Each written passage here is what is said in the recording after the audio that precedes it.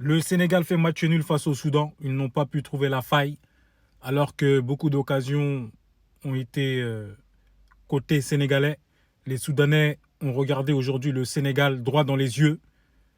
Ils leur ont porté beaucoup de problèmes. Juste un manque de finition côté soudanais. Mais le Sénégal était à deux doigts de perdre ce match-là. Le Sénégal, s'ils veulent se qualifier pour la Coupe du Monde 2026, il va falloir qu'ils se réveillent.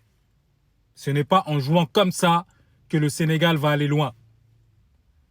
Notamment quand on prend le trio offensif Sadio Mané, Boulaye Dia, Ismaïla Sarr, les trois ont été inoffensifs. Les trois ont raté. Le milieu de terrain, c'est pareil. Gana Gueye, Lamine Camara, Pape Gueye, ils n'ont pas été au niveau qu'on voit actuellement lorsqu'ils jouent avec leur club. Et ça, c'est un gros problème en sélection. C'est pas normal. Ce n'est pas normal.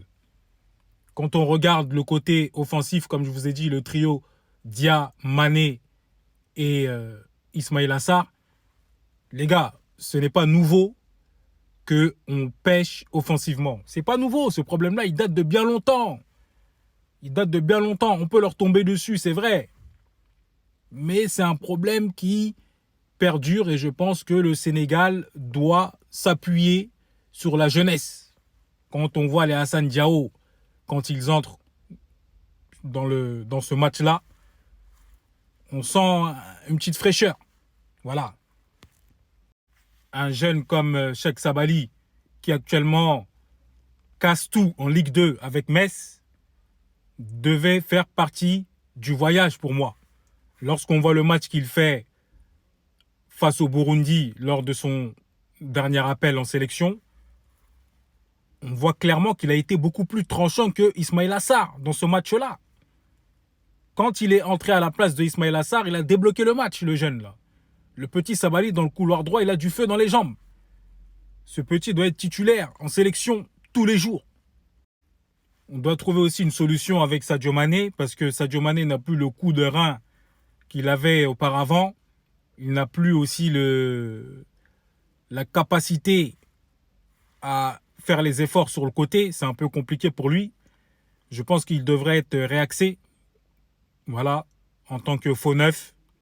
Il l'a déjà fait à Liverpool. On a vu avant qu'il quitte Liverpool, il occupait un poste de faux neuf. Il était très bon. Il était très bon.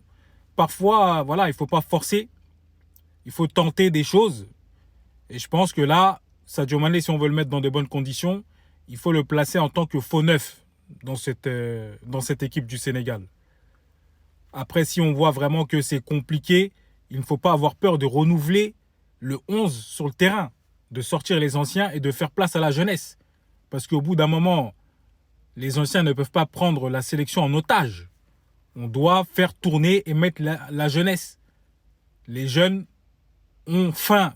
Ils veulent prouver aujourd'hui. Voilà. Donc là, il y a 5 matchs. On est 3e du classement à 2 points du Soudan, qui est première, à 1 point du Congo, qui est second.